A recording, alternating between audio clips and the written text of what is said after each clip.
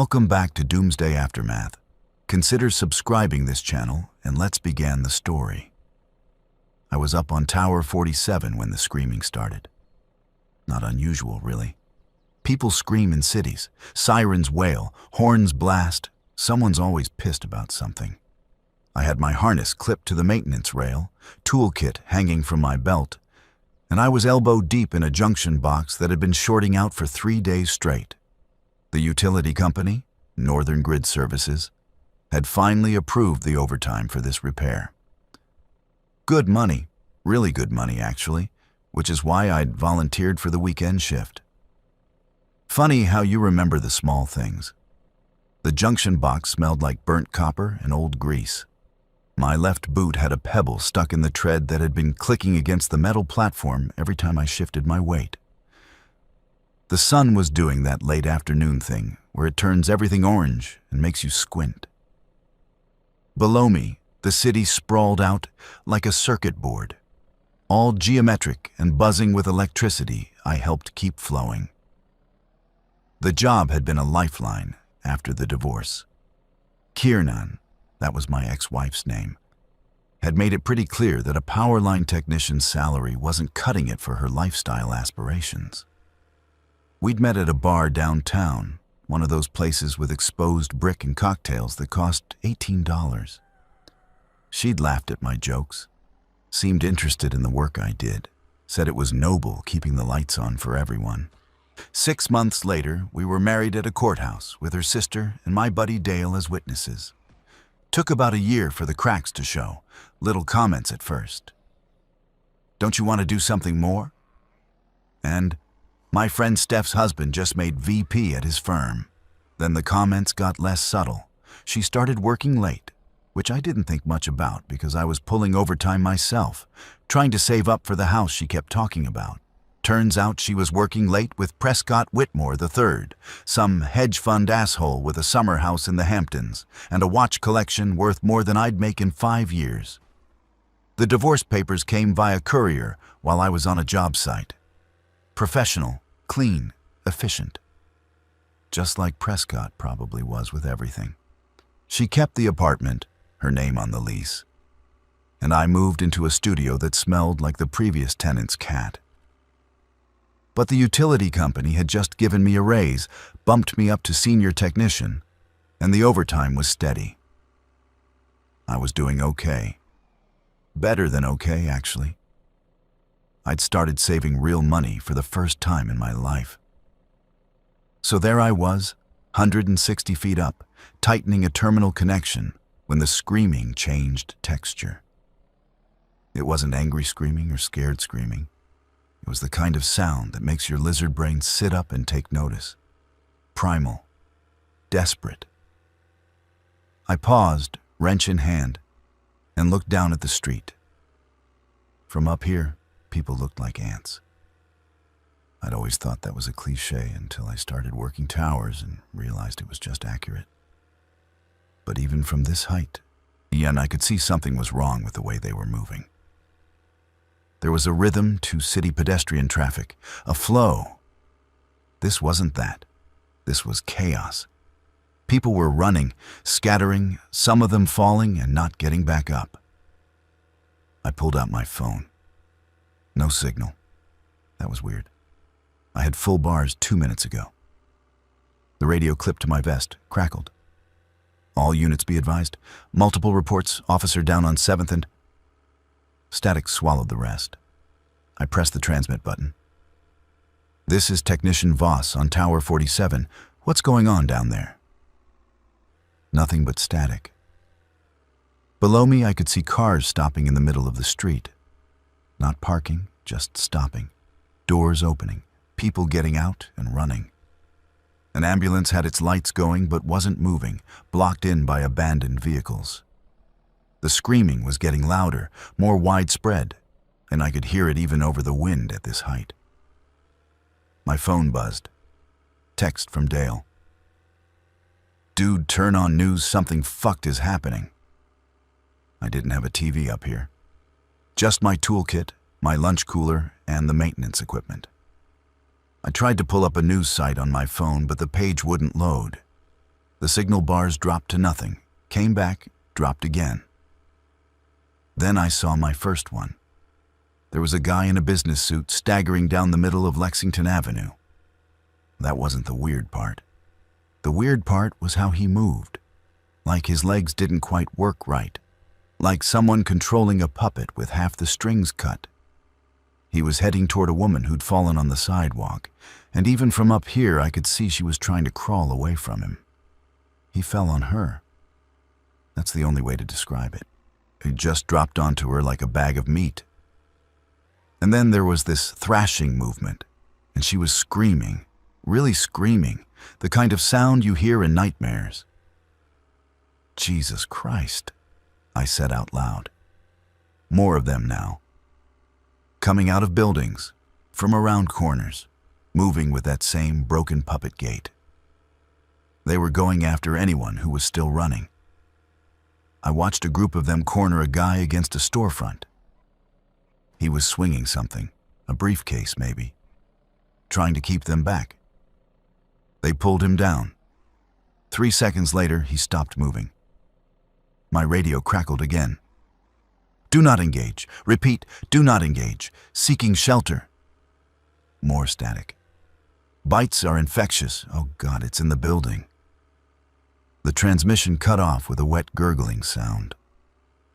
I've never been the panicking type. Working on high voltage teaches you to keep calm when things go wrong, because panic gets you killed. But my heart was doing double time in my chest, and my hands had gone cold despite the afternoon heat. I was 160 feet up a power transmission tower in the middle of a city that was tearing itself apart. The smart part of my brain started working. I was safe up here. Whatever was happening down there, they couldn't climb. I had a clear view in all directions. The tower was reinforced steel, built to withstand hurricanes. I had my harness, my safety equipment, and I mentally inventoried a half sandwich, a thermos of coffee, and a granola bar in my lunch cooler. Not exactly a long-term survival plan. The sun was getting lower. I could see smoke rising from at least 3 different points in the city. The car alarms were going off in a discordant symphony. The screaming had become a constant background noise, like static. I tried the radio again. This is Technician Voss, Tower 47. Does anyone copy? Static. Northern Grid Services. This is Voss. Anyone? Nothing. I tried my phone again. Text messages weren't sending. Calls wouldn't connect. But I did manage to load a cached news article from about an hour ago. CDC investigates unusual illness outbreak in metro area. That was it. Nothing helpful. Nothing that explained what I was watching. Another text from Dale came through, delayed. Military is shooting people, holy shit, It cut off mid-sentence. I tried calling him. Straight to voicemail. The sky was turning purple. I had maybe an hour of good daylight left. The tower had work lights, but they ran off the grid and I'd shut down this section for maintenance. I could restore power, but that would mean the lights would be on all night, visible for miles. Was that good or bad? Would it attract help or something worse? I decided to wait. As darkness fell, the city lights started going out in sections, whole blocks going dark. I could see fires more clearly now, orange glows scattered across the skyline. Gunfire popped in the distance, sporadic at first, then sustained bursts. At least someone was fighting back. The street below had gone quiet. Bodies in the street. I could see them in the glow of a still-functioning streetlight. Some of them were moving, that same jerky crawl. Most weren't moving at all. I clipped my safety lanyard to a secure point and sat down on the maintenance platform, legs dangling over the edge. Cold wind picked up, carrying the smell of smoke and something else. Something organic and wrong. This was real. This wasn't some mass hysteria or terrorist attack that would be contained by morning. The city was gone. In less than 3 hours, everything had just stopped working. I thought about Kiernan. She lived in Prescott's penthouse on the Upper West Side. High security building, doorman, probably safe. Probably. Then I thought about how much I cared whether she was safe or not. And the honest answer was complicated. I didn't want her dead. But I didn't want to risk my life to check on her either. My phone buzzed. Battery at 15%. 1 bar of signal flickering. A news alert loaded. Martial law declared. Shelter in place. Avoid all contact with infected individuals. Infected. So it was a disease, and something that made people into those staggering, violent things. Something that spread through bites, if the garbled radio transmission had been accurate. The notification continued. Military establishing safe zones. Remain indoors. Help is coming. I looked at the city going dark around me, at the fires burning unchecked, at the silence where there should have been sirens and helicopters and the machinery of emergency response. Help wasn't coming. Not tonight. My phone battery died at 8% while I was trying to load more news. The screen went black, and suddenly I was alone with the wind and the smell of smoke and the occasional scream from somewhere below. I'd done wilderness survival training when I was younger. A weekend course my dad had insisted on before he'd let me take a solo hiking trip. I remembered the rule of threes. 3 minutes without air, 3 hours without shelter, 3 days without water, 3 weeks without food. I had air. I had shelter, sort of. The tower platform wasn't exactly cozy, but it would keep me off the ground. Water was going to be a problem. Food, even more so. The granola bar mocked me from my lunch cooler. I ate half of it, wrapped the other half back up, drank 3 small sips of coffee. I wasn't hungry yet, but I would be. Better to ration from the start. The night got colder. I was wearing my work jacket, insulated and reflective. But it wasn't enough.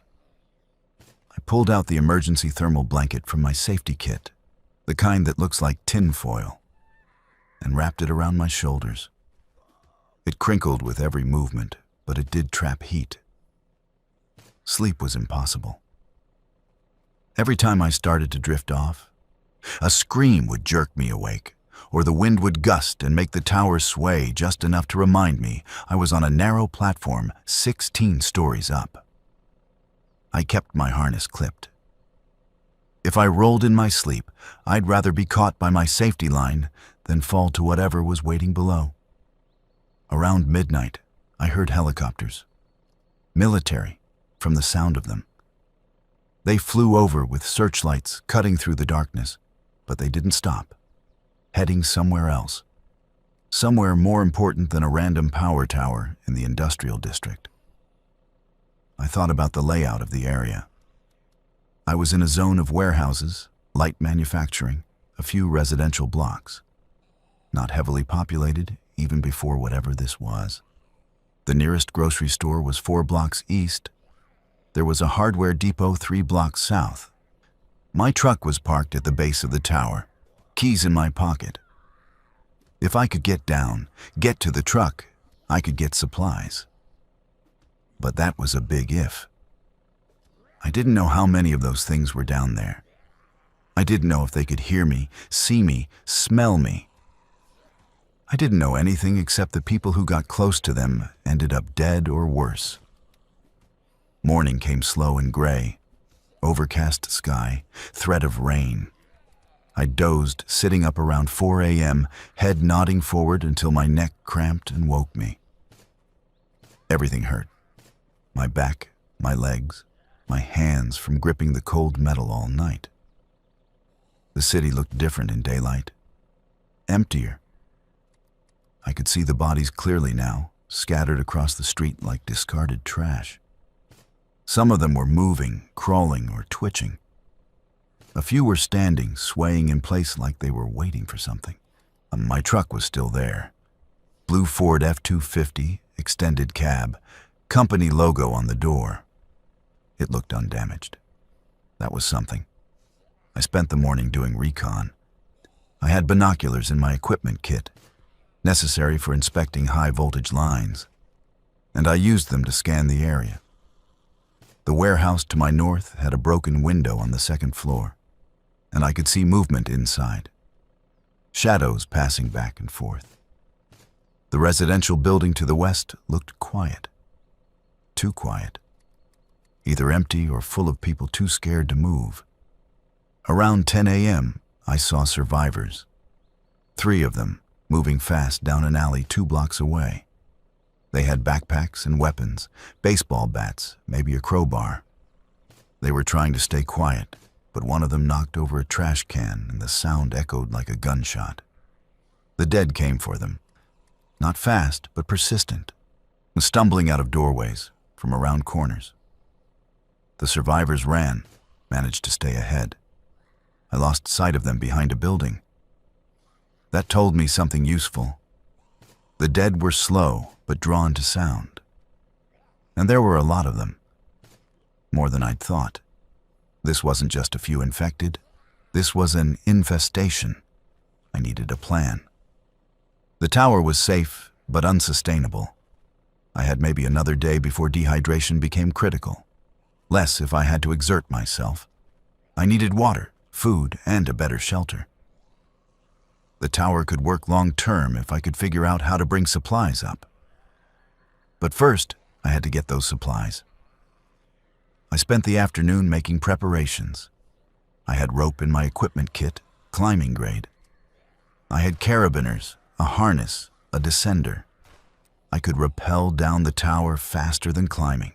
I could haul things back up using a pulley system.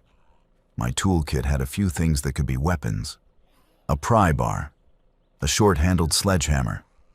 Not great, but better than nothing. I also had a utility knife, sharp enough to cut through wire and cable shielding. The plan started taking shape. Wait until dark, when maybe the dead were less active. Rappel down, get to my truck, drive to the nearest source of supplies, load up, come back. Set up a pulley to haul supplies up to the platform. Reinforce the tower platform to make it more livable. Simple. Probably stupid. But doing nothing meant dying of thirst in 3 days. I watched the sun move across the sky. Clouds thickened. Around 2 p.m., it started to rain. Light at first, then heavier. I set out my coffee thermos to collect water, but then realized how little that would actually catch and felt like an idiot.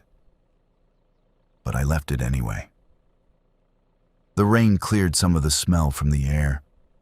It also made the dead more active. They wandered into the open, faces turned up to the sky like they were trying to understand what rain was. Water ran off them, mixing with the dark stains on their clothes. One of them, a woman in a torn dress, stopped directly below my tower. Just stood there, swaying. Her face was gray, eyes clouded white. There was a chunk missing from her shoulder, the wound black and crusted. She didn't look up, didn't seem to know I was there. After a few minutes, she wandered off, following some stimulus I couldn't perceive. The rain stopped around 4. The clouds stayed, low and dark.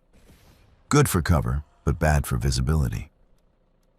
I ate the other half of the granola bar, finished the coffee, then filled the thermos with rainwater that had pooled on the platform. It tasted like metal and dirt, but it was wet.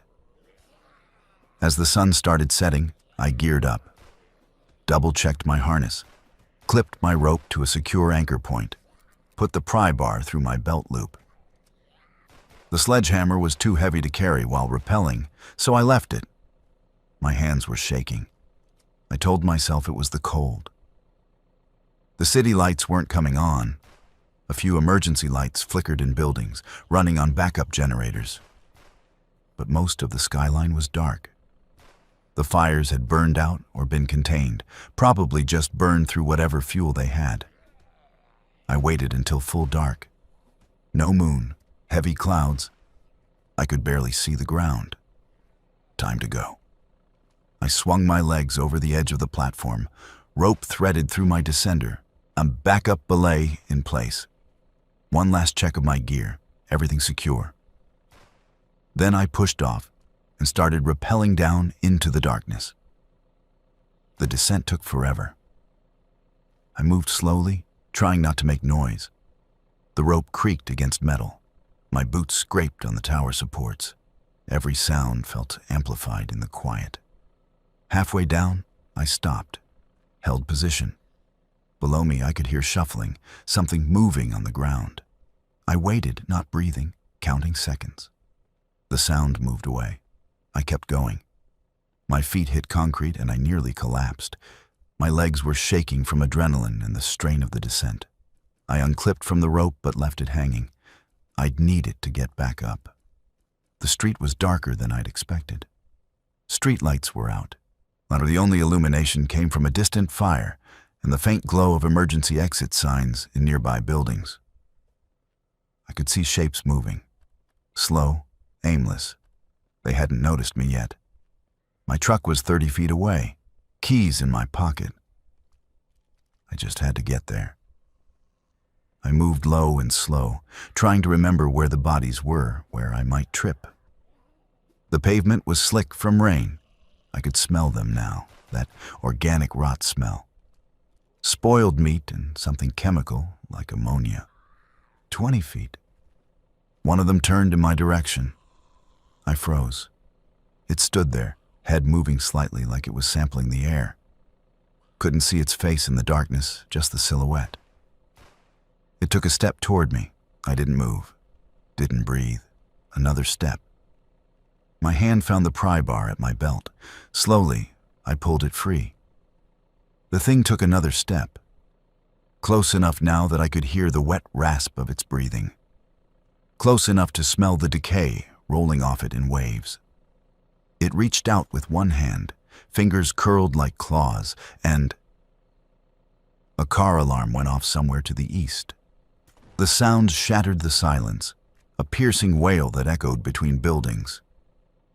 The thing's head snapped toward the sound. It turned and started walking that direction, joining two others that emerged from the shadows. I ran for the truck, got the door open, climbed in, slammed it shut, locked it. Sat there gasping, pry bar still gripped in my white-knuckled hand. The interior light had come on when I opened the door. I could see one of them outside, pressing against the window. Its face left a smear on the glass. The eyes were filmed over, pupil and iris indistinguishable. Its mouth opened and closed, but no sound came out. I jammed the key in the ignition. The engine turned over, coughed, died. No. Tried again. It caught this time, roaring to life. The headlights blazed on, illuminating a street full of the dead. They turned toward the light, and the sound like plants turning toward the sun. I threw it in gear and punched the gas. The truck lurched forward, smashing into two of them. They went down under the wheels, and I felt the sickening bump as I rolled over them. More were coming from side streets, from doorways, drawn by the noise. I spun the wheel, tires squealing, and aimed for the main road. The hardware depot was south. I knew the route. 3 blocks, 2 turns. I could make it. The streets were clogged with abandoned cars. I swerved around them, up onto sidewalks, through what used to be someone's carefully maintained storefront. Glass exploded across my hood. I kept going. There, the depot. Big box store, orange logo, parking lot full of empty cars. The front windows were smashed, but the building looked intact. I pulled up to the entrance, kept the truck running, turned on my phone. Miracle, it had a trickle of battery left, maybe 2%. Used it as a flashlight. The automatic doors were stuck half open. I squeezed through into the darkness beyond. Emergency lighting gave everything a green tint. The store had been looted, but not emptied. Shelves knocked over, products scattered across the floor. I grabbed a shopping cart, stupid, the wheels squeaked, and started moving, water first. The beverage aisle was ransacked, but I found a case of bottled water that had rolled under a shelf. I'm into the cart. Another case, dented but intact. Into the cart, food. I headed for camping supplies. MREs, protein bars, anything with long shelf life. Found a box of energy bars, half empty. Took it. Found freeze-dried camping meals. Took them all. Tools. I was in a hardware store after all. Grabbed a battery-powered lantern. Batteries. A hand-crank radio. Duct tape. Rope. More is always better. A tarp. Plastic sheeting. And then I turned a corner and found the gun cabinet. It had been smashed open. Empty, except for one shotgun on the top rack, missed or dropped. I grabbed it, checked the chamber, unloaded. I searched the floor, found a partial box of shells scattered under the counter. 12 gauge, 10 shells, better than the pry bar. I loaded 5 shells into the shotgun, pocketed the rest. The weight of it in my hands felt good. I felt like I had a chance. A crash from the back of the store. I went still, listening. Footsteps, shuffling. More than one. Time to go. I pushed the cart toward the exit, trying to keep the squeaking quiet, which was impossible. The sounds behind me got closer. I looked back and saw them coming around the end cap. 3 of them. One in a security uniform, name tag still visible. Ronnie. I left the cart and ran for the door, arms full of water and supplies. Threw them in the truck bed, ran back for more. The dead were at the door now, squeezing through just like I had. I grabbed the cart and shoved it at them. It caught Ronnie in the legs and he went down, tangling with the others. I snatched up the lantern and the radio and ran. Got to the truck, threw myself in, slammed the door just as hands slapped against the window. I floored it. The truck fishtailed, then caught. I smashed through a chain-link fence at the edge of the parking lot, faster than finding the exit, and bounced onto the side street. Behind me, a crowd of them had gathered in the parking lot, drawn by the noise. They stood there watching me go, faces blank, arms hanging limp. I drove back toward the tower, taking a different route, trying to remember where the roads were clear. My headlights cut through the darkness, illuminating a city of the dead. They were everywhere, stumbling through intersections, clustered around building entrances, crawling over crashed cars. I saw movement in a second-story window as I passed. Living people, looking down at me. I wanted to stop, to help. But I couldn't. The truck was surrounded by walking corpses, and stopping meant dying. And I made it back to Tower 47. Parked at the base, killed the engine. The sudden silence was deafening. Now came the hard part. Getting supplies up 160 feet of tower in the dark, while surrounded by things that wanted to eat me. I sat in the truck, gripping the steering wheel, trying to slow my breathing. The dead were coming. I could see them in the mirrors, converging on the truck, drawn by the engine noise, by the headlights, by some sense that prey was near. I had minutes. I got out, shotgun in one hand. Started throwing supplies onto the ground under the tower. Water cases, food, the tarp, everything. I'd tied off my rappelling rope before I descended, and it was still hanging there, invisible in the darkness above. Found the rope by feel. Clipped a carabiner through the handles of a water case. He clipped that to a pulley I'd rigged earlier. Started hauling, hand over hand, pulling the case up into the darkness. My shoulders screamed. The case swung and banged against the tower supports. The dead were close now. I could hear them, smell them. I kept pulling. Got the case high enough, tied off the rope. Let it hang. Started loading the next one. Hands grabbed at my jacket. I spun, shotgun up. Ronnie, the security guard, was 2 feet away, reaching for me with fingers that had gone black at the tips. I pulled the trigger. The blast lit up the night, showed me Ronnie's head snapping back, body crumpling. Showed me a dozen more of them surrounding the truck. Ears ringing, I grabbed another load of supplies, clipped them to the rope. A hand closed on my arm, and I smashed the shotgun stock into a face that caved in like rotten fruit.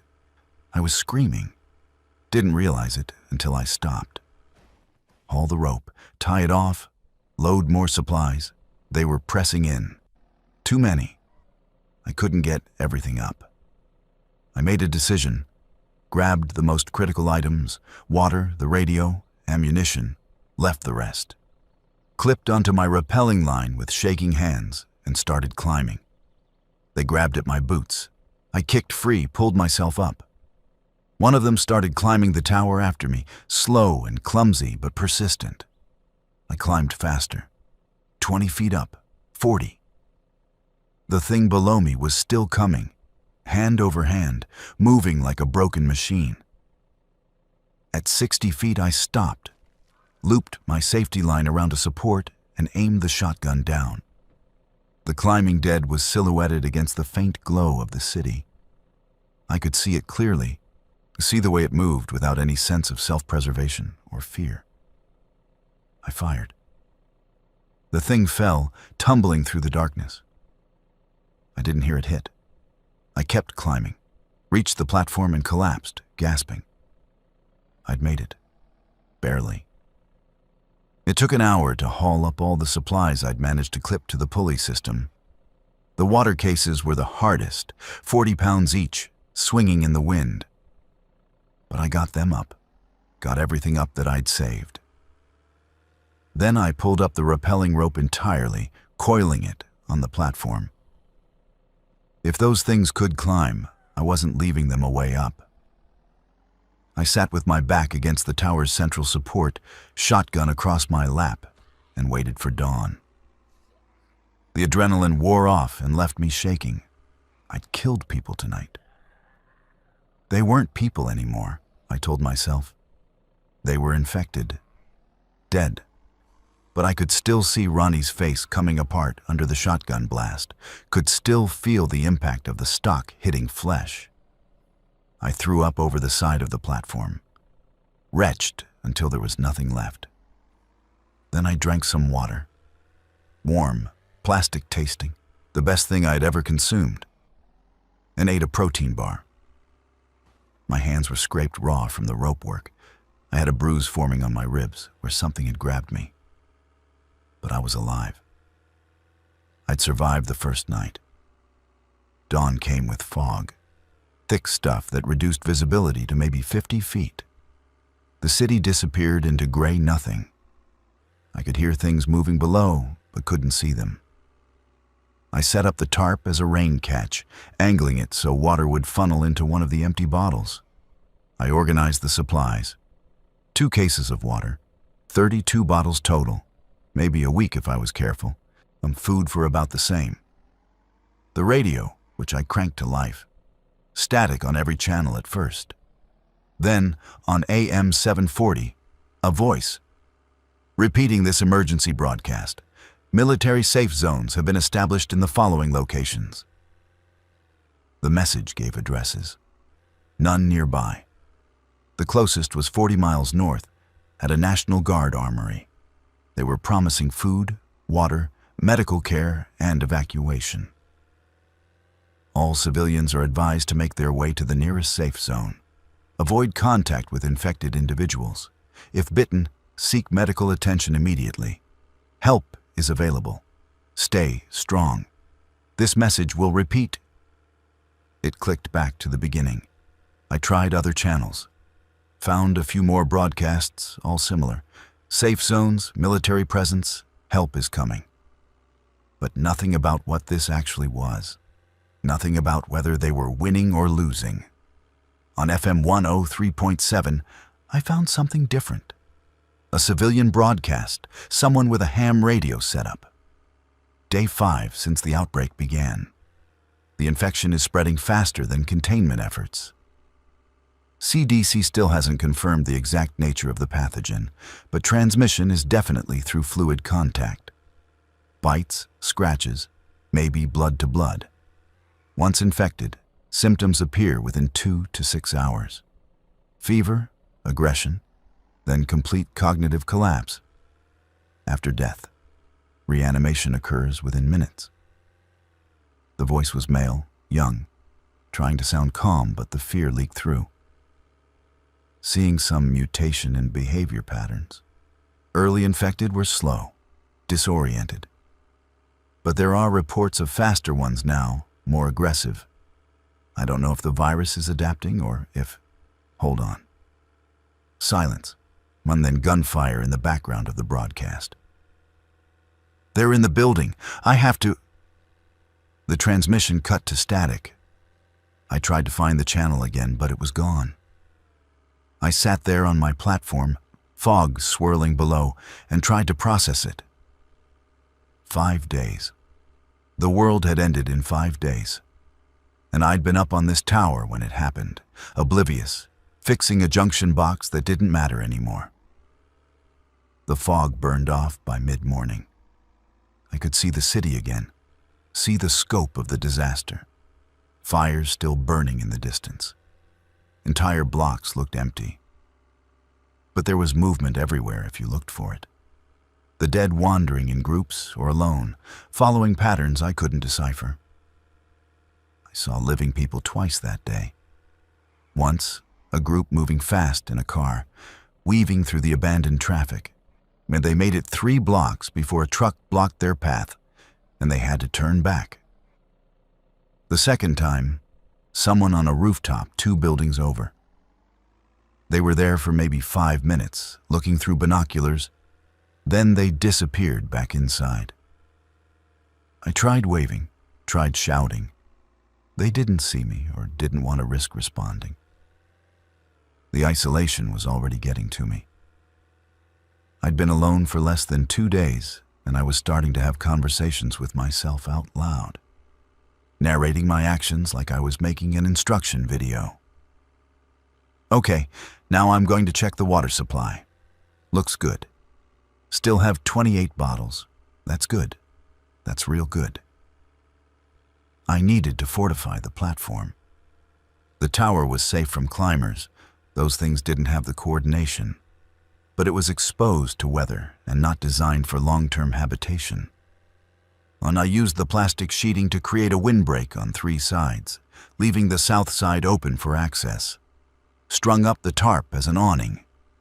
Made a space under the equipment cabinet to store the supplies, keep them out of sight from below. It wasn't comfortable, but it was livable. That night, I heard helicopters again. Military circling over the city. A spotlight swept across the buildings. I thought about using the lantern to signal them, but I didn't. Something held me back. Maybe paranoia. Maybe just a sense that I was safer being invisible. The helicopters moved on. I slept in 2-hour shifts, harness clipped to the tower, shotgun within reach. Every sound woke me.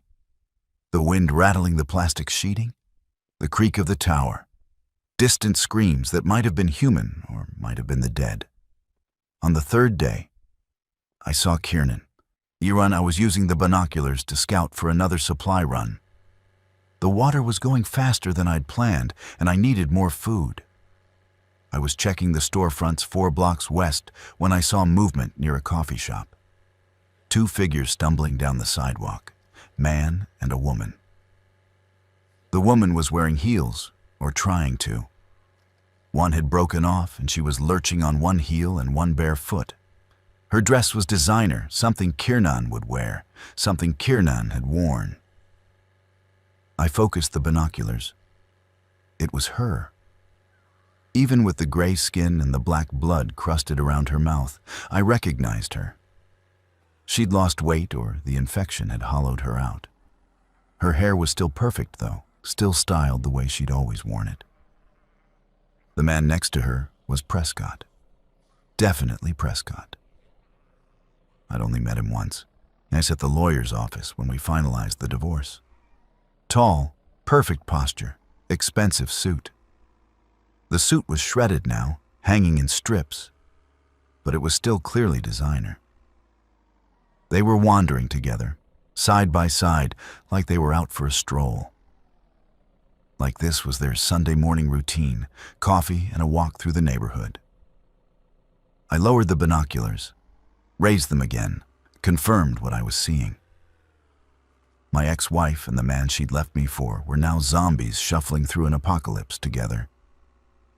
I laughed, couldn't help it. The sound was harsh and bitter, and it hurt my throat, but I laughed until tears ran down my face. Then the laughter stopped, and I just felt hollow. I'd fantasized about them getting what they deserved. Not death, nothing that extreme, but maybe Prescott's hedge fund tanking or Kiernan realizing she'd made a mistake. Petty revenge fantasies that I'd indulged in during the worst parts of the divorce.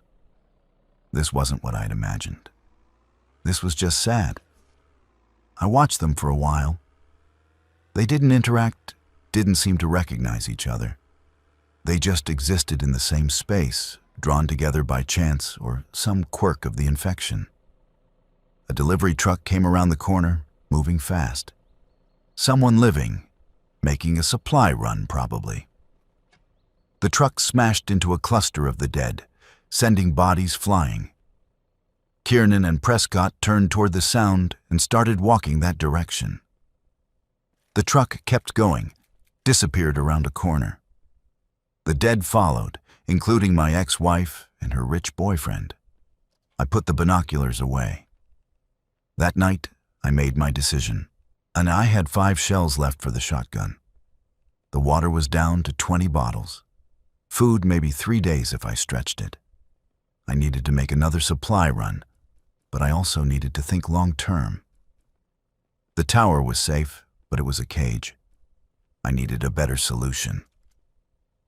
I spent the next morning planning. The residential building to the west, 4 stories, flat roof. If I could get inside, clear it. I could set up something more sustainable. Solar panels maybe, if I could scavenge them. Rain collection system, proper shelter. And it was close enough that I could still use the tower as a lookout point. But clearing a building alone with 5 shotgun shells was suicide. I needed help. Needed to find other survivors. The radio had been quiet since that ham broadcast. The military channels just repeated the same message about safe zones. But on the 4th night, I found something new. A woman's voice on CB Channel 19. Anyone listening, we're holed up in the Riverside Commons apartments, Building C. We have food and water. We're looking for others. If you can hear this and you're alive, please respond. We're on the 3rd floor. Repeat, Riverside Commons, Building C. I grabbed the radio handset, pressed transmit. This is Voss. I hear you. What's your situation? Static. Then, oh, thank God. Someone's alive. There's 4 of us here. We've been hiding since the first day. Are you safe? Where are you? I'm on a transmission tower in the industrial sector. You're at Riverside Commons? Yes. Do you know where that is? I did. It was maybe 2 miles from my position. An apartment complex, gated community, probably had security fences. How many infected around you? I asked. We don't know. We can see them in the parking lot. Maybe 20? We're running low on food. We've been trying to ration, but... Another voice in the background, male. Don't tell him everything, Bryn. Shut up. He's the first person who's responded. Bryn. Okay, I had a name. I can maybe help, I said. But I need to know more. What supplies do you have? Weapons? We have some kitchen knives. One of us has a baseball bat. We have maybe 2 days of food left. Water's okay. We've been collecting from the bathroom. Not good, but 4 people was better than 1. "I'm going to try to get to you," I said. "Give me 2 days to plan. Keep this channel open at noon and midnight. I'll check in. Please hurry. We're really scared." "I know. Sit tight." I signed off and sat there in the dark, thinking. 2 miles through a city full of the dead. In my truck, maybe I could make it. But the streets were clogged with abandoned cars, and I didn't know the route well enough to navigate at speed. On foot was suicide. Unless... I looked at the power lines stretching away from my tower. They ran east-west, supported by towers spaced every few hundred feet. The lines were high voltage, deadly if energized. But the grid had been down for days. If I could confirm the lines were dead, I could use them as an elevated highway. Tower to tower, above the streets, above the dead. It was insane. But so was everything else. I spent the next day preparing. Used the rappelling rope to rig a safety system, a harness attached to a rolling pulley that could slide along the power line.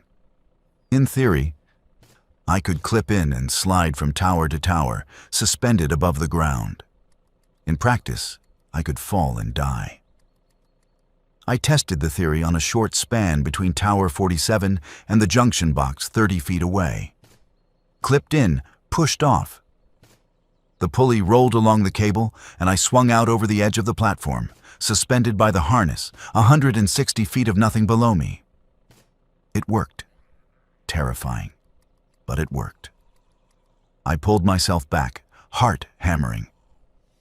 This was possible. But first I needed to confirm the power was off. I climbed down to the junction box I'd been repairing when everything fell apart. Used a voltage tester on the main line. Dead. Completely de-energized. That was good and bad. Good because I wouldn't electrocute myself. Bad because it confirmed the grid was gone. No power meant no infrastructure, and no infrastructure meant no recovery. This really was the end of the world. I climbed back to the platform and checked the radio. Noon. I called Bryn. "Voss to Riverside Commons. You there?" "We're here. Please tell me you're coming." "I'm working on it. Status update?" "Same. We're okay. We heard gunfire this morning, couple blocks away. Sounded like a lot of guns. Then it stopped. Military or survivors. Either way, it hadn't lasted." "Stay away from the windows," I said. "Keep quiet. I'll contact you tomorrow." That night, I lay on the platform and stared at the stars. You could see them clearly now, without the light pollution. The Milky Way was a bright smear across the sky, beautiful and indifferent. I thought about Kiernan again. Wondered if she'd suffered. Hoped she hadn't. We'd had good times at the beginning, before the money thing became an issue. She'd been funny, smart. I'd loved her. Now she was wandering the streets with dead eyes and dried blood on her designer dress. I thought about my parents. They lived upstate, small town, retired. Maybe they were okay. Maybe the infection hadn't reached them. Or maybe it had, and they were gone too. I thought about Dale. Last text. "Military is shooting people, holy shit, it's..." Everyone I knew was probably dead or undead. The isolation crushed down on me like a physical weight. I was alone on a tower in a dead city, planning an insane rescue mission for people I'd never met. And the only thing keeping me going was the basic human refusal to give up. I fell asleep with the shotgun across my chest. Day 6. Morning light revealed the route I'd have to take. Tower 47 to Tower 48, then 49, and then a gap where the lines crossed a street before continuing to Tower 50. From there, I'd have to descend and go the last half-mile on foot to Riverside Commons. I packed light. 1 water bottle, protein bars, the shotgun and remaining shells, rope, the pry bar. Left everything else on the platform, hidden under the tarp. clipped into my pulley system, took a breath, pushed off. The sensation of sliding through the air, suspended by a thin cable, was unlike anything I'd experienced. The pulley hummed as it rolled. Wind pushed me sideways, and I spun slowly, watching the ground rotate below me. The dead were down there, looking up. Could they see me? Did they understand what I was? Tower 48 approached fast. I grabbed the support structure as I reached it, clipped my safety line to a solid point, and unclipped from the pulley. A solid platform under my feet again. One down. The next span was longer. I could see Tower 49 in the distance, maybe 300 feet. The cable sagged in the middle, which meant I'd slide fast and have to brake hard at the end. I positioned the pulley, clipped in, said a prayer to a god I wasn't sure I believed in, and went. The acceleration was terrifying. I picked up speed as the cable sagged, wind roaring in my ears. Tower 49 rushed toward me, and I grabbed for the brake line, missed, grabbed again. The pulley shrieked as I slowed, but not enough. I hit the tower support with my shoulder and something crunched. Pain exploded through my left side. I clung to the tower, gasping, trying not to pass out. Dislocated or broken. I moved my arm experimentally. Everything worked, but it hurt like hell. Probably just badly bruised. And I rested for 5 minutes, then kept going. The gap between Tower 50 and the next section was too wide. The power lines diverged here, going different directions. I'd have to descend. I set up the rappel, clipped in, and started down. Slower this time, favoring my good arm. At ground level, I unclipped and moved fast. The shotgun felt heavy in my hands. The streets were thick with the dead. I could see them clustered around a storefront, drawn by something. More were wandering aimlessly. I stuck to alleys, moved quietly. A chain-link fence blocked my path and I climbed it, trying not to make noise. Dropped down on the other side and froze. One of them was right there, 10 feet away, facing away from me, swaying. I didn't breathe.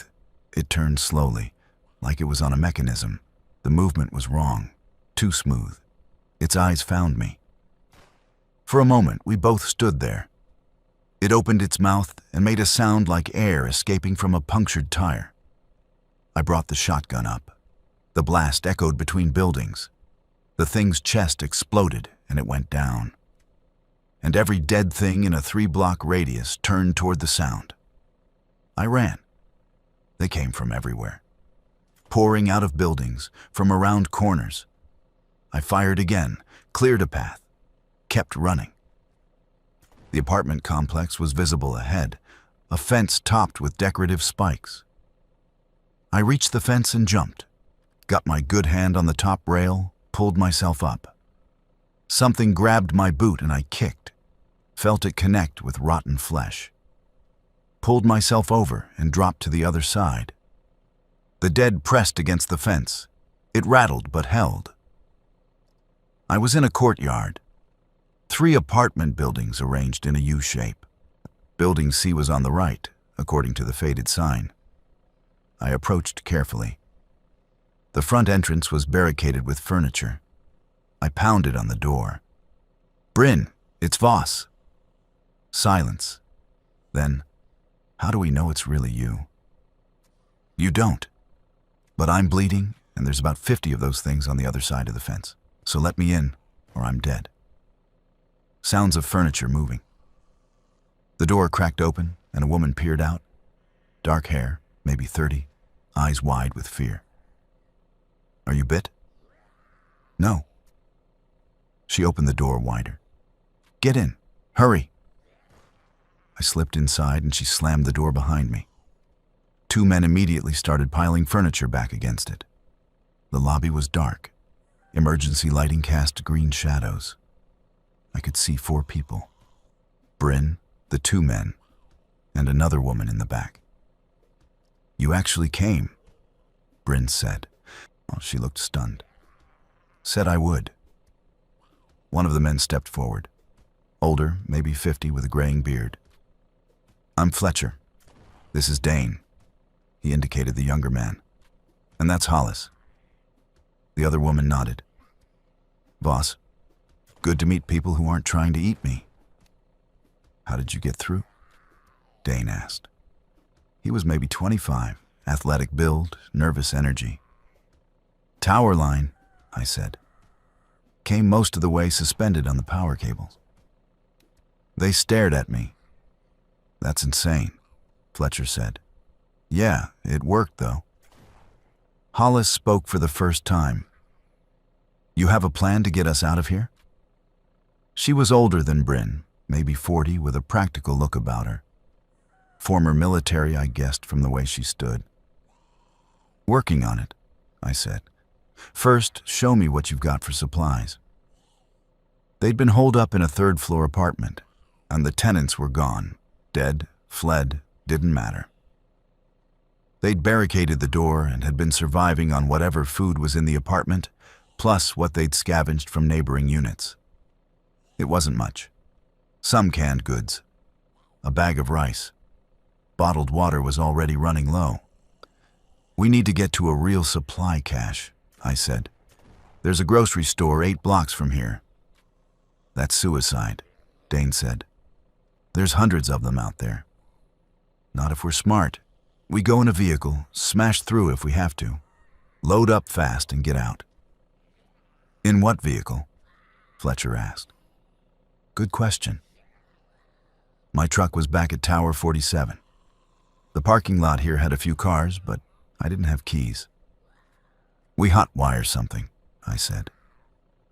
Do you know how to hotwire a car? Bryn asked. No, but I can figure it out. Hollis spoke up. I can hotwire a car. We all looked at her. Military training, she said simply. Okay then, we find a good vehicle, get it running, make a supply run. We need food, water, medical supplies, weapons if we can find them. Then what? Dane asked. We come back here and wait to starve? No. Then we figure out something sustainable. Maybe link up with other survivors. Maybe head for one of those military safe zones. But first, we survive the next week. They looked at each other. Finally, Fletcher nodded. All right, I'm in. The others agreed, some more reluctantly than others. We spent the rest of the day planning. Hollis and I went down to the parking lot, carefully, quietly, and checked the vehicles. Most were locked. We found a Suburban with an unlocked door. Hollis popped the panel under the steering wheel and got to work. Where'd you learn this? I asked. Iraq. First tour. Sometimes the local vehicles were the only things running. Her hands moved with practiced efficiency. Within 5 minutes, the engine turned over. You're terrifying, I said. She almost smiled. I try. We went back inside. Dane had found a map and we planned the route. Straight shot down Riverside Drive, then a turn onto Commerce Street. The grocery store was at the end of the block. We'd park as close as possible, go in fast, grab everything we could carry. What about them? Bryn asked, meaning the dead. We make noise, they come to us, we drive away. They're slow, we're faster. Unless we get trapped. Then we fight our way out. Not a great plan. But it was what we had. We went at dawn the next day. 5 of us crammed into the Suburban, Hollis driving, me riding shotgun with the actual shotgun. Fletcher, Dane, and Bryn in back. The fence was still holding the dead back, but they'd gathered in greater numbers overnight. Had to be 100 of them pressed against the chain link. Hollis revved the engine. The dead turned toward the sound. Here we go, she said, and punched it. We smashed through the gate. Bodies went under the wheels. The Suburban lurched and bounced, but kept going. Hollis drove like she was in a combat zone, fast and aggressive, swerving around obstacles, plowing through anything that wouldn't stop us. The dead gave chase, but we left them behind in seconds. The streets were worse than I'd seen from the tower. Cars everywhere, bodies rotting in the sun, buildings burned out or collapsed. And the dead, always the dead, wandering alone or in groups. "There," Fletcher said, pointing. "The grocery store. Windows smashed, front entrance gaping open, but it was still standing." Hollis pulled up to the entrance, kept the engine running. We piled out, weapons ready. I had the shotgun. Dane had a baseball bat. Fletcher and Bryn had kitchen knives. Hollis had a tire iron. Inside was chaos. The store had been thoroughly looted, but not emptied. We spread out, grabbing anything useful. Canned food, bottled water, first aid supplies. I found a pharmacy section and swept pill bottles into a bag. Antibiotics, painkillers, anything that might be useful. "Contact!" Dane yelled. One of the dead had been inside, trapped in the back room. It came stumbling toward us, arms outstretched. Dane swung the bat and connected with its head. The skull caved in and it dropped. "More coming," Hollis said from the entrance. The noise had drawn them. They were coming from every direction, converging on the store. "Load up! Move!" I shouted. We grabbed what we could and ran for the Suburban, threw bags in the back. One of the dead reached the vehicle and Hollis smashed its head with the tire iron. Black blood sprayed across the windshield. We piled in. Hollis threw it in reverse and we shot backward, smashing into two of them. Forward again, swerving around a cluster. The street ahead was blocked by an overturned truck. "Alley," I pointed. She turned hard, tires squealing. The alley was narrow but clear. We shot through it and emerged on a side street. More dead ahead. She didn't slow down. We plowed through them like bowling pins. Then we were clear, racing back toward Riverside Commons. "Everyone okay?" I asked. Breathless affirmations from the back. We'd made it. Barely, but we'd made it. Back at the apartment, we unloaded our haul. It was better than expected. Enough food for maybe 2 weeks if we rationed. Water for the same. Medical supplies that could save a life. We'd also found something else. A portable radio transmitter in the electronics section, still in its package. This could help us contact other survivors, Fletcher said, examining it. "Or let them find us," Dane countered. "Right now we need allies more than we need to hide." I agreed with Fletcher. We set up the transmitter in the apartment, connected it to a car battery for power, started broadcasting on multiple frequencies. "This is Riverside Common Survivor Group. We have shelter and supplies. If anyone can hear this, we're on the 3rd floor of Building C. We can help. Please respond." We repeated the message every hour. On the 2nd day, someone answered. "Riverside Group, this is Sanctuary. We read you. What's your situation?" Sanctuary. The voice was male, authoritative, military maybe. Fletcher took the mic. "We're 5 survivors, secure location, adequate supplies. Who are you?" "We're a group of about 30, holed up in a warehouse district. Former factory converted to living space. We've got power from generators, water purification, defensible position. We're looking to bring in more survivors. Build something sustainable." Too good to be true? Maybe. But what choice did we have? "What's your location?" Fletcher asked. "Industrial sector, north side. Old Merrick steel plant, you know it." I grabbed the mic. "This is Voss. I know that area. I worked on the power infrastructure there." "Voss? Good to meet you. I'm Kalen. If you can get to us, we've got room. Fair warning though, the route is hot. Lots of infected between you and us." "How many is lots?" "Hundreds, maybe thousands. They seem to be clustering in the downtown area. We think it's territorial, but we're not sure." We discussed it as a group after signing off. The apartment was safe, but temporary. Winter was coming and we had no heat, no long-term food source. The sanctuary group offered infrastructure, numbers, security. "I vote we try for it," Hollis said. 5 people can't survive alone. We need a community." Dane disagreed. "We don't know these people. Could be raiders, could be worse. Could be our only chance," Bryn said quietly. In the end, we voted, 4-1 in favor of attempting the journey. Dane was outvoted, but agreed to come with us.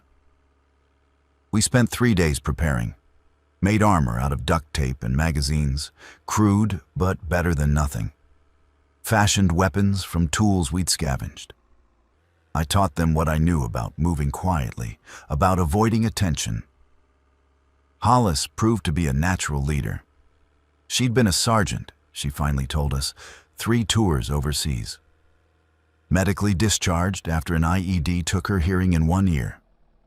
She organized our supplies with military precision, drilled us on formations and emergency procedures.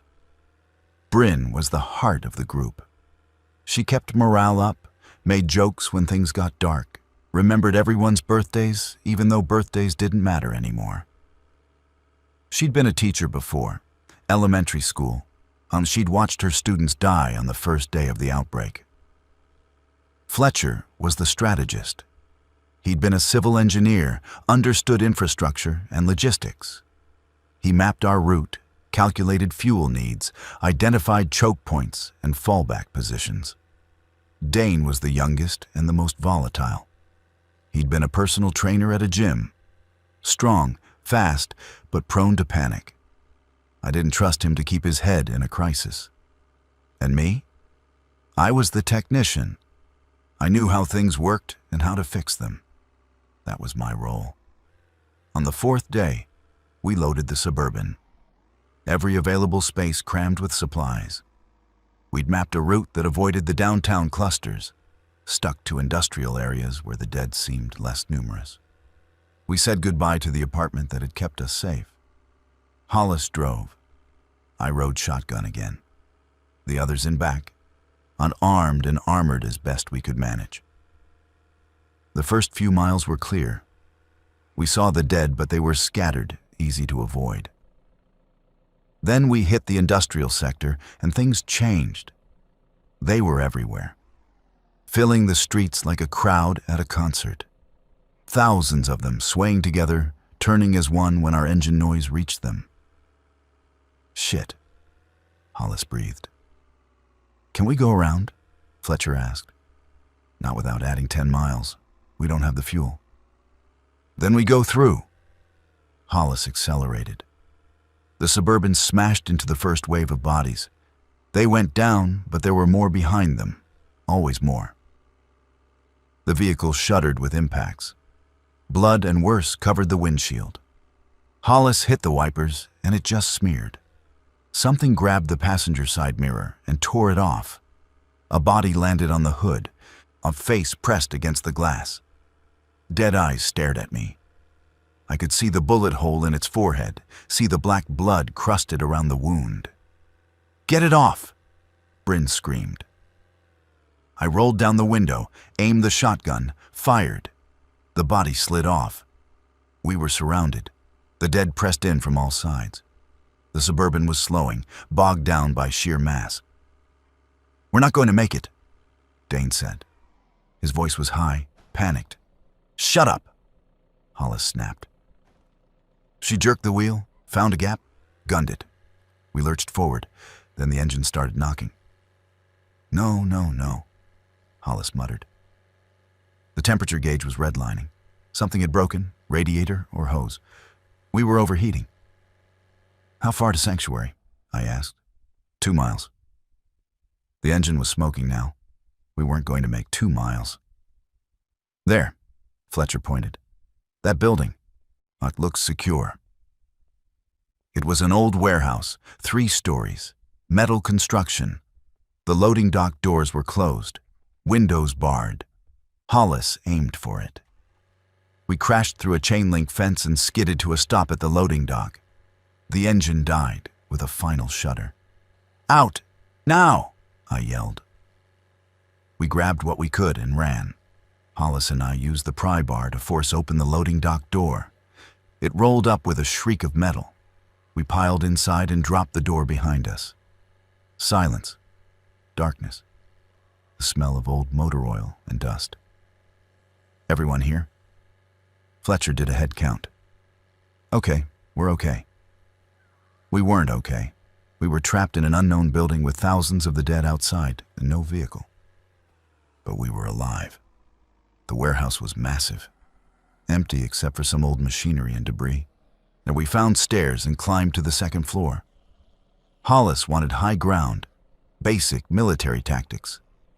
The second floor had windows, grimy but unbroken, that gave us a view of the street. The dead had surrounded the building. They pressed against the walls, reaching upward, that same blank hunger on every face. "We're trapped," Dane said. He was shaking. "We're safe," Hollis corrected. "They can't get in. We have supplies. We have time to figure this out." "Figure what out? We can't stay here forever." "Then we contact Sanctuary. They're close. Maybe they can help." We set up the radio transmitter again. Fletcher got it working and started broadcasting. "Sanctuary, this is Riverside Group. We've encountered a problem. We're stranded in a warehouse, coordinates approximately." He read off our location. "We need assistance." Repeat. We need assistance." Static. Then, "Riverside Group, this is Sanctuary. We copy. Stand by." We waited. 5 minutes. 10. The dead outside were getting agitated, maybe sensing we were there. They started pounding on the walls, on the loading dock door. The sound was rhythmic, relentless. The radio crackled. "Riverside Group, we've got your position. We can mount a rescue, but it'll take time. 24 hours minimum to organize a team and vehicles. Can you hold?" 24 hours surrounded by thousands of the infected. Fletcher looked at me. I looked at Hollis. She nodded. "We can hold," Fletcher said into the radio. The longest 24 hours of my life began. We fortified our position, used debris to barricade the stairs, set up a watch rotation, rationed our supplies carefully. 1 meal a day, minimal water. The dead never stopped. All through the night, the pounding continued. Fists on metal, bodies throwing themselves against the walls. The building groaned under the assault. Around midnight, Bryn started crying. Quiet at first, then harder. Hollis sat with her, didn't say anything, just put an arm around her shoulders. "I had a son," Bryn said. Her voice was raw. "He was 8. I left him at school that first day. Told him I'd pick him up at 3. I never made it. The school called and said there was an incident. By the time I got there," she couldn't finish. We all had stories like that. People we'd lost, moments we couldn't take back. We didn't share them often because what was the point? But in the darkness, with the dead hammering at the walls, it felt important to remember that we'd been human once. That we'd loved people. "Then I had a wife," I said. "She left me for someone richer. I saw them both yesterday. They're out there now, walking around with the rest." "Did you?" Fletcher started. "No, I didn't shoot them. Saw them from a distance. They were already gone." "My husband died in the first wave," Hollis said. "Heart attack, stress. He was dead before the infection hit our block. I buried him in the backyard. Then I ran." Dane didn't share. He sat apart from us, knees pulled to his chest, staring at nothing. Dawn came gray and cold. The pounding had lessened, but not stopped. I did a count through the windows, at least 500 of them surrounding the building, maybe more. The radio came to life at 8 a.m. "Riverside Group, This is Sanctuary Rescue Team. We're inbound, ETA 30 minutes. Prepare for extraction, or we'll make as much noise as possible to draw them away from your position. When you see our vehicles, move fast. Don't stop for anything." "Copy that," Fletcher said. "We'll be ready." We geared up, made sure we had our critical supplies in bags we could carry. Hollis checked everyone's armor, tightened straps, made sure weapons were accessible. "Stay together," she said. "If someone falls, we get them up. Nobody gets left behind." 20 minutes later, we heard engines. Big ones, trucks. Through the window, I could see them coming. 3 vehicles, a fire truck, a dump truck, and a school bus. They were armored, metal plates welded to the sides. The fire truck had speakers mounted on top, blaring air raid sirens. The dead turned toward the sound like a tide. They started moving away from our building, following the noise. "Now!" Hollis yelled. We ran. Down the stairs, through the warehouse, out the loading dock door. The street was clearing, but there were still dozens of them. We dodged, shoved, ran. The school bus pulled up beside us. The door opened, and a man with a rifle yelled, "Get in!" We threw our bags in and climbed aboard. The door shut and the bus lurched forward. Through the windows, I could see the dead chasing us, but we were faster. We pulled away. The man with the rifle grinned. "Welcome to Sanctuary, folks. I'm Kalen." He was maybe 40, lean and weathered, with the look of someone who'd been surviving a long time before the outbreak. "Thanks for the rescue," I said. "No problem. We take care of our own." The bus drove through the industrial sector, following the fire truck and dump truck. They were still blaring noise, drawing the dead away. Smart tactics. We pulled into a large compound maybe 15 minutes later. High fences topped with barbed wire, guard towers at the corners. Inside, I could see buildings, people moving around, the signs of actual organization. The gates closed behind us. We'd made it. We were at Sanctuary. The place was more impressive than I'd expected. Kalen gave us a tour while his people unloaded our supplies. The main building was the old factory, 3 stories of reinforced concrete and steel. They'd converted it into living quarters, with separate areas for sleeping, cooking, and storage. The compound had about 30 survivors, just like Kalen had said. Men, women, a few kids. They'd been organized here for almost 2 weeks. Had a system for water purification, solar panels for electricity, even a small greenhouse where they were trying to grow vegetables. "This is incredible," Fletcher said. Kalen smiled. "We've been lucky. This place was already set up for industrial work. Just had to adapt it for survival." He showed us to our quarters, a dormitory-style room with bunks. Basic but clean. After days in the apartment and the warehouse, it felt like a luxury hotel. "Get settled," Kalen said. "Dinner's at 6 in the Commons. We eat together, one big family. You'll meet everyone then." He left us alone. We claimed bunks and unpacked. Dane took the corner, as far from the rest of us as possible. Still hadn't spoken since the rescue. That evening we gathered in the Commons. It was a large room with tables and benches, industrial lighting. The 30 survivors, our new community, sat together, eating a meal of rice and canned vegetables. Not much, but everyone got an equal share. Kalen stood and introduced us. "These are our newest arrivals.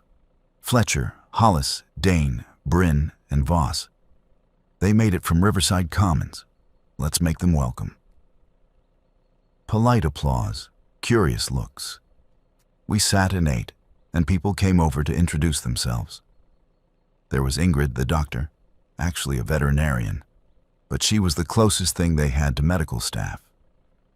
There was Corbin, who'd been a mechanic and now kept their vehicles running. There was Maeve, who handled food distribution with meticulous efficiency. And there was Lennox. She approached our table after dinner, and I swear time slowed down. She was maybe 35, with dark hair pulled back in a practical ponytail, green eyes that missed nothing, and then a scar across her left cheek that suggested she'd earned her place here. "Your Voss?" she asked. "Yeah." "Kaylin said you worked on power infrastructure. We've been trying to get more of the solar system online. Could use someone who knows electrical." "I can take a look?" She smiled. It was a good smile. "Tomorrow, then. I'll show you the setup." After she walked away, Bryn leaned over. "She's into you." "What? No. She just needs help with..." "Trust me, I'm a woman. I know." I felt myself blushing and hated it. I was 42 years old, for Christ's sake. Too old to be acting like a teenager. But that night, lying in my bunk, I found myself thinking about her, about the way she'd smiled, about the possibility of something normal in this insane world. I fell asleep for the first time in a week without nightmares. And the next morning, Lennox found me at breakfast. "Ready to look at those solar panels?" We climbed to the roof. The solar array was impressive. 20 panels wired to a battery bank, but half of them weren't producing power. "We think it's the connections," Lennox said. "Corrosion, maybe. But none of us have the expertise to fix it safely." I examined the wiring. She was right. Corrosion on the terminals, and some of the connections were loose. Basic maintenance that had been neglected. "I can fix this," I said. "Need a few tools and maybe 3 hours." "Tools we have, time you've got." She sat and watched while I worked. We talked.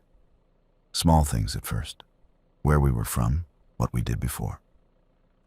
She'd been a park ranger, she told me. Spent most of her time alone in the wilderness. When the outbreak hit, she was already isolated. By the time she made it back to civilization, civilization was gone. "Sounds like you were prepared for this," I said. "More than most. Still lost people, though. My partner didn't make it." "I'm sorry." "Yeah, me too." We fell into silence. I worked on the solar panels. She watched the perimeter. It was comfortable. Easy. "Why'd you come here?" she asked after a while. "To Sanctuary, I mean. You had supplies, you had shelter. You could have stayed alone." "I tried alone. It doesn't work. Humans aren't meant for it." "Some of us are. You're here, though." She smiled. "Yeah, I guess I am." By noon, I had the solar panels back online. The battery bank started charging again, the levels rising steadily. "You're a miracle worker," Lennox said. "You just know how to connect wires." "That makes you a miracle worker in this world." Over the next few days, I fell into a routine. Mornings on electrical maintenance, afternoons on whatever Kaylin needed, reinforcing defenses, inventorying supplies, training newcomers. Evenings in the commons, eating with the community, and more time with Lennox. She sought me out, or I sought her out. I wasn't sure which. We'd talk on the roof, or while on watch duty, or during the work details. She told me about tracking animals in the national parks. I told her about climbing power towers in thunderstorms. Bryn noticed. "You two are cute together." "We're not together." "Not yet." But she was right. Something was growing there. In a world of death and horror, something living and human. 2 weeks into our stay at Sanctuary, the things started to go wrong. It began with Dane. He'd been withdrawn since we arrived, barely speaking, avoiding group activities. Hollis tried to talk to him, but he shut her down. Fletcher thought he just needed time. Then he disappeared. We noticed at dinner when he didn't show. Kaylin organized a search of the compound. We found him in the basement, near the old loading docks. He'd opened the gate. "What the hell are you doing?" I yelled. Dane turned. His eyes were wild. "We have to let them in." "Let who in?" "The dead, don't you see? This is natural selection. This is evolution. We're supposed to die. We're supposed to make room for what comes next." He'd lost it. Completely snapped. Kaylin stepped forward. "Dane, close the gate. We can talk about this." "No. No more talking. I'm tired of fighting. I'm tired of being scared. It's time to accept it." He lunged for the gate controls. Hollis tackled him before he could reach them. They went down hard, Dane thrashing and screaming.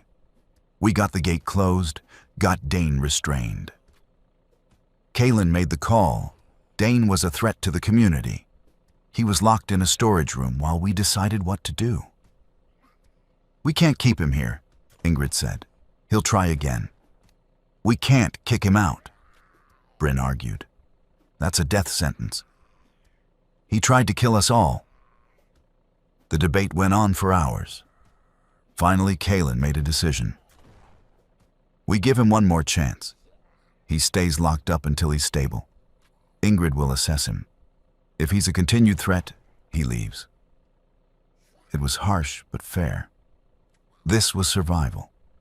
We couldn't afford dead weight or saboteurs. Dane stayed in the storage room for 3 days. On the 4th day, he was gone. Somehow he'd picked the lock and slipped out during the night. We found the gate he'd used, a maintenance entrance on the east side. He'd left it open, and he'd drawn them in. The dead were inside the compound. Not many, maybe a dozen. But that was enough. They'd wandered into the sleeping quarters, into the commons. We woke to screams. I grabbed my shotgun. I'd traded for it with Corbin, giving up my watch and some spare tools, and ran out. The hallway was chaos. People running, yelling. One of the dead had cornered a woman and her kid. I fired, dropped it. The sound echoed like thunder. More gunfire from outside. Kaylin and his security team were engaging in the courtyard. "Get everyone to the upper floors." Hollis was shouting orders, organizing people. "Barricade the stairs." We fought our way through, and I saw Lennox using a fire axe to take down one of them. Saw Fletcher helping an elderly man to safety. Saw Bryn, terrified, but holding her ground with a kitchen knife. It took an hour to clear them out. We lost 3 people, 2 killed by the infected, 1 bitten. Ingrid had to quarantine the bitten man. We all knew what that meant. By sunrise, the compound was secure again. But the damage was done. People were scared. The sense of safety we'd had was shattered. Kaylin called a meeting. "We need to talk about security, about how this happened." "Dane happened," someone said. "Dane's gone, but he exposed our weaknesses. We got complacent. That stops now." He laid out new protocols, enhanced watches, regular patrols, better locks, and a hard rule: anyone who endangered the group would be exiled immediately. The bitten man died that afternoon. Ingrid stayed with him, made him comfortable.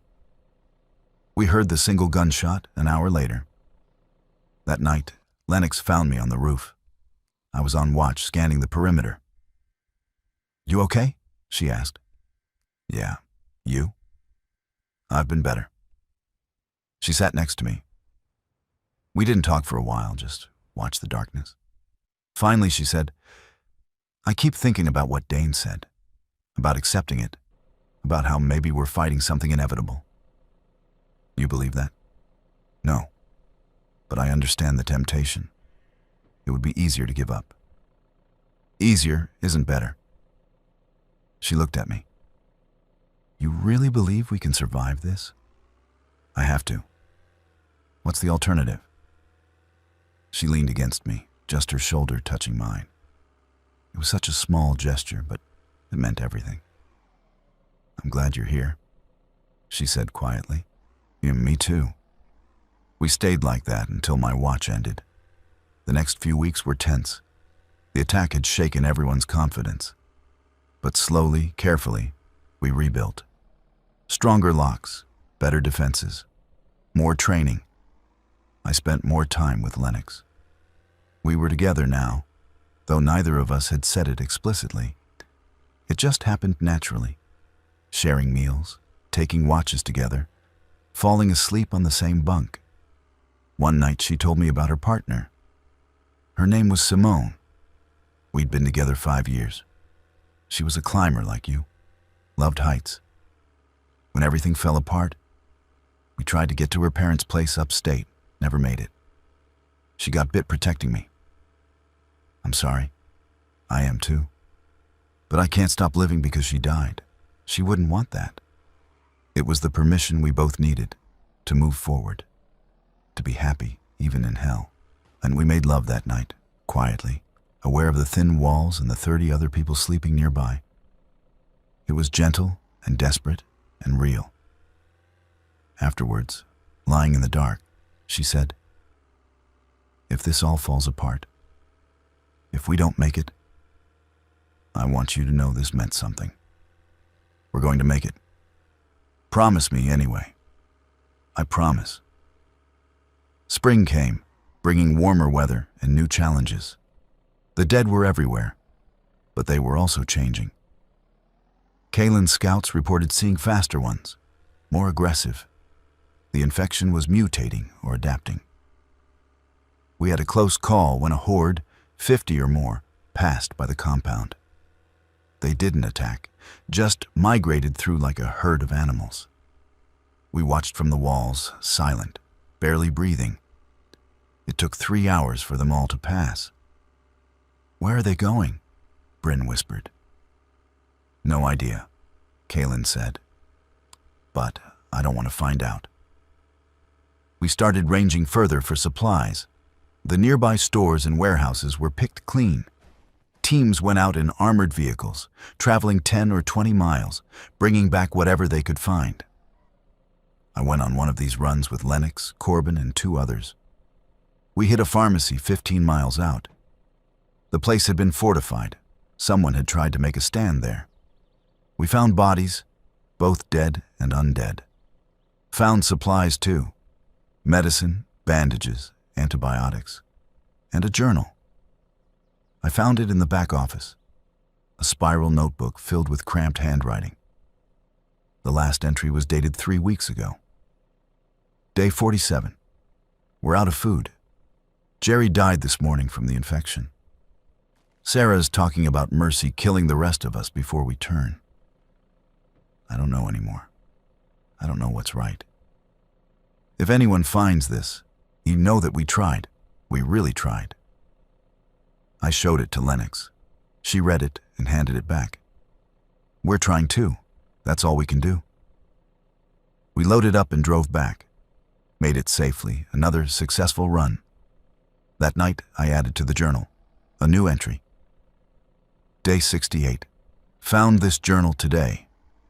To whoever wrote it, we're still trying too. Still alive, still fighting. You mattered. This all matters. I left the journal in the Commons. Figured others might want to add to it. Create a record of what we'd survived.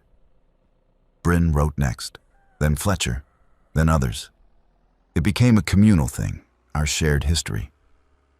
Lennox wrote, Day 71. Learned today that happiness is still possible, even now, especially now. I knew she was writing about us. Summer hit hard. The heat made the smell of the dead worse, and it also accelerated decay. We started seeing skeletal ones, flesh rotted down to bone. But they still moved, still hunted. We had our first birth. A woman named Thea gave birth to a daughter. Ingrid delivered the baby in the makeshift medical ward. The whole compound celebrated. A new life in the dead world. Kaylin named the baby Hope. On the nose, maybe, but it felt right.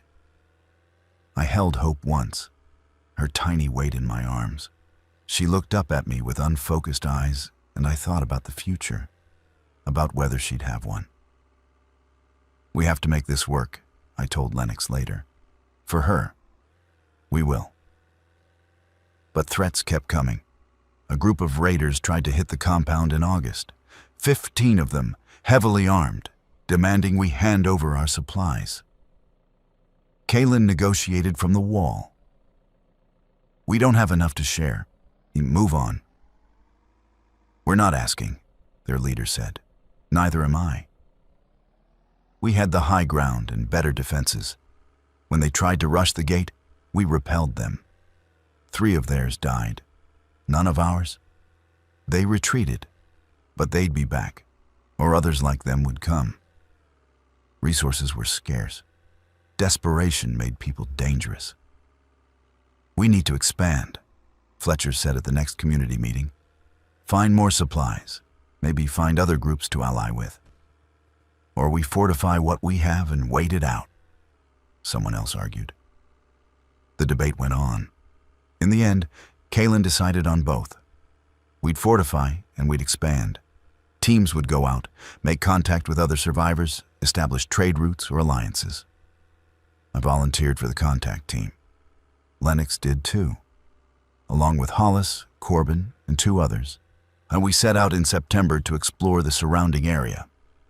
We found ruins, empty towns, dead wandering in the streets.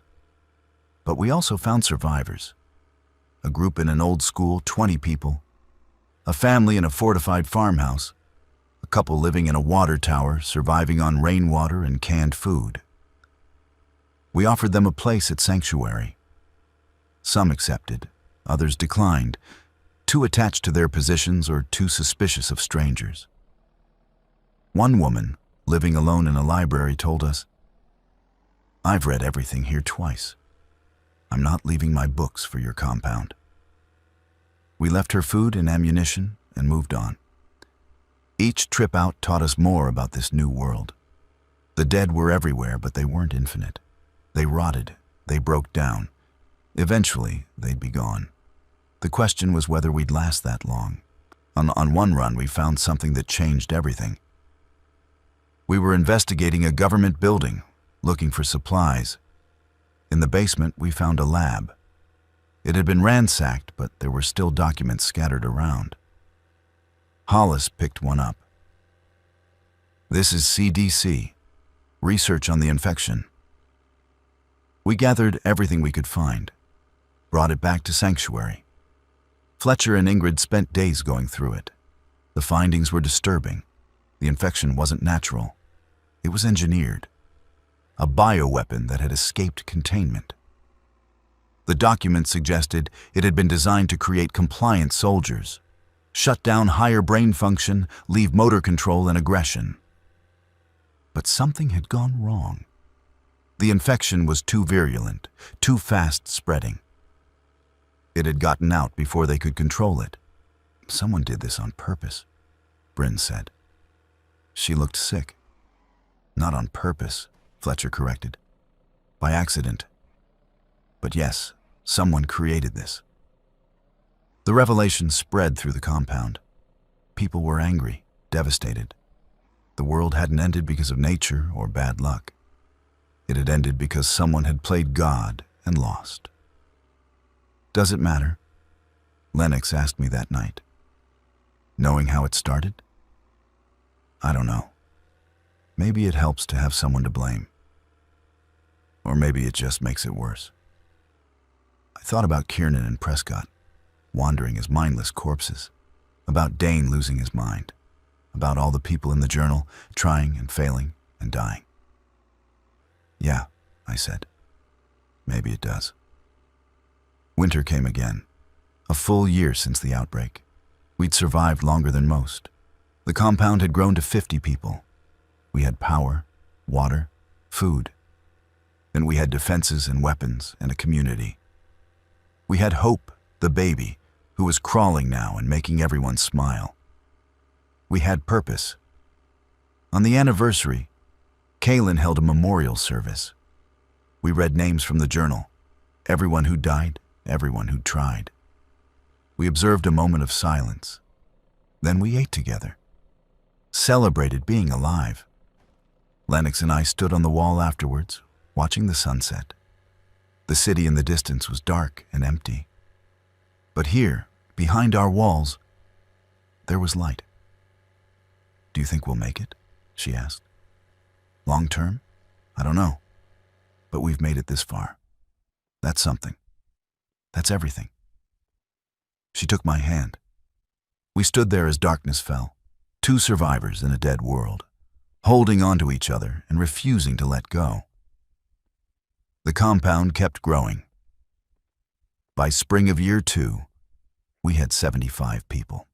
Kalen organized expeditions further out, establishing supply caches and safe routes. We were building something that looked like civilization again. I worked on infrastructure, got more solar panels online, rigged up a wind turbine using parts from a salvaged generator. We had consistent power now, even had lights at night. Lennox led scouting missions. She was good at it, quiet, observant, dangerous when she needed to be. She'd come back with maps, intel on dead concentrations, locations of supplies. We were partners in survival. One night in May, she came to me with news. "I'm pregnant." I stared at her. "You're sure?" Ingrid confirmed it. "About 6 weeks along. A baby. Our baby. In this world." Are you?" I couldn't form a coherent sentence. She smiled. "I'm terrified and happy, both at once." I pulled her close. "Now we can do this. We'll figure it out." "You sure?" "No, but we'll do it anyway." The pregnancy changed things. Lennox had to stop going on runs. She hated it, but Ingrid was firm. Too much risk. Instead, she worked on compound defenses, training new arrivals, planning long-term strategies. I became obsessive about security. Double-checked every lock, every barrier. Ran drills constantly. Kalen noticed. "You're going to drive yourself crazy," he said. "I'm going to keep her safe. You can't control everything. Watch me." But he was right. I was spiraling. Fletcher pulled me aside and told me to breathe. "You're going to be a father. That's amazing. Don't let fear ruin it." I tried to relax, tried to enjoy it. We set up a nursery in our quarters. Other people donated things, a handmade crib, a baby clothes scavenged from abandoned homes. The community rallied around us. Bryn was especially excited. 2 babies now. We're really rebuilding.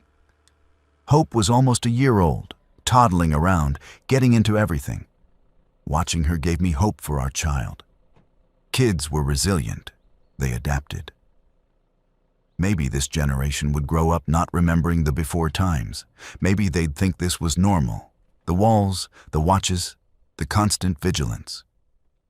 Was that better or worse? In July, we had another close call.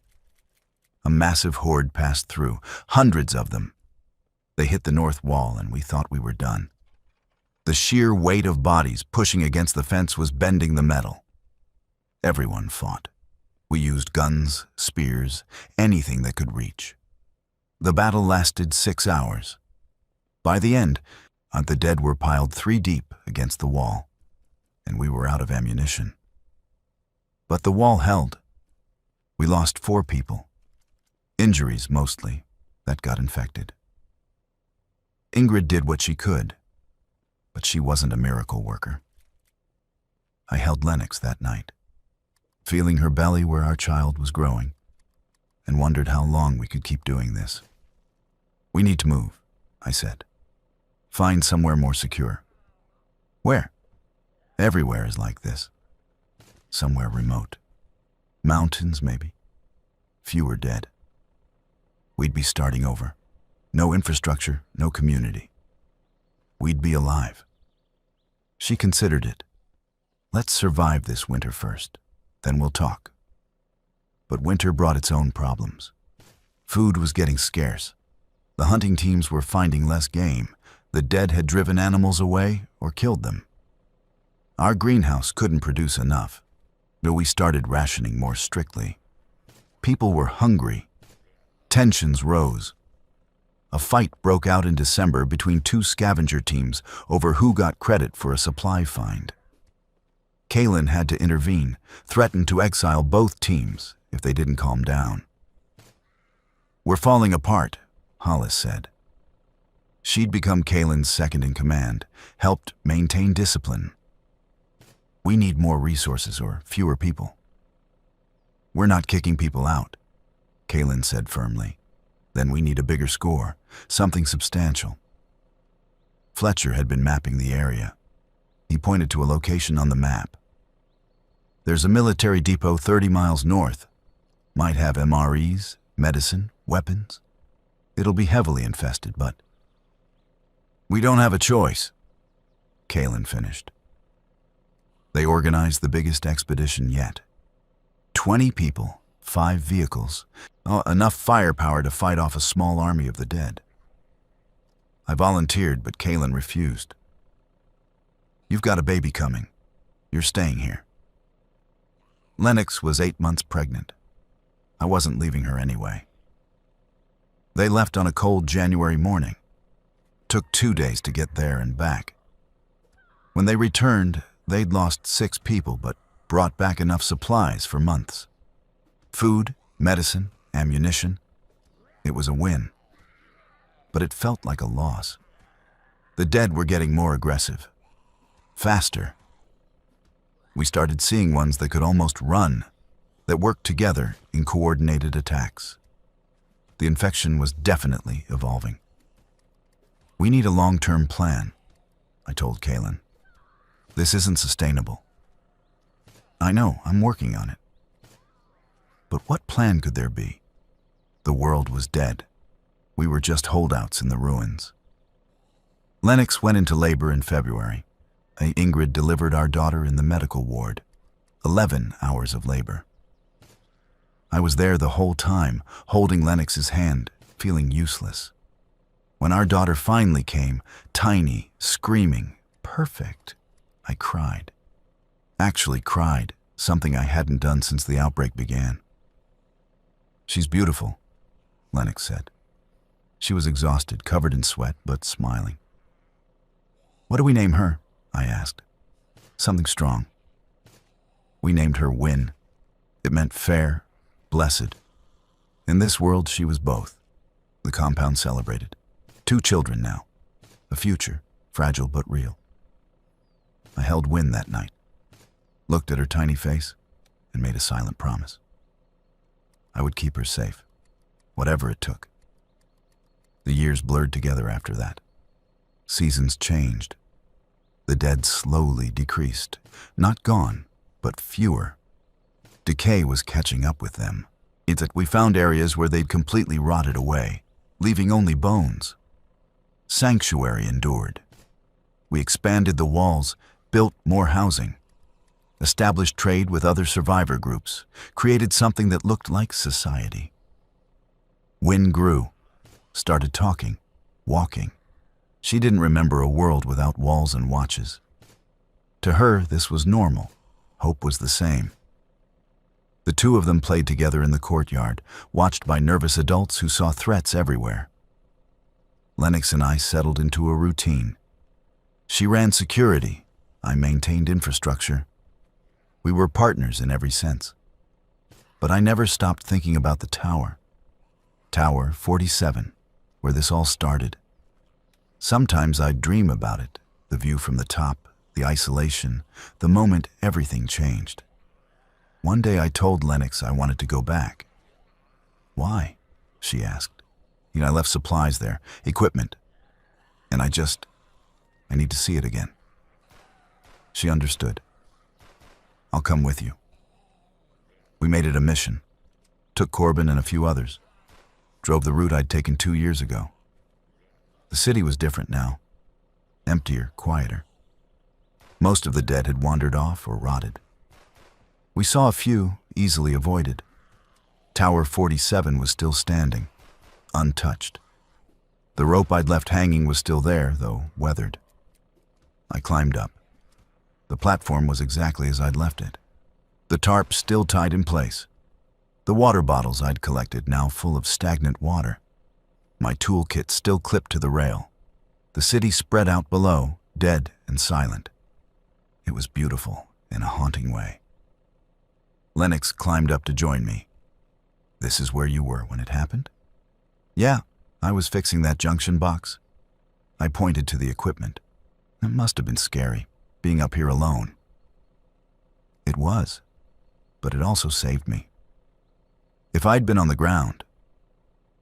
I didn't finish. We both knew. We sat there for a while, legs dangling over the edge, looking at the ruins of the old world. "Do you think it'll ever come back?" she asked. "Civilization, I mean." "I don't know. We're trying. That's something."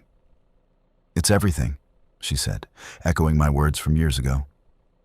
We climbed down eventually, took my tools, left everything else. Let the tower stand as a monument to the day the world ended, and somehow I survived. Back at Sanctuary, life continued.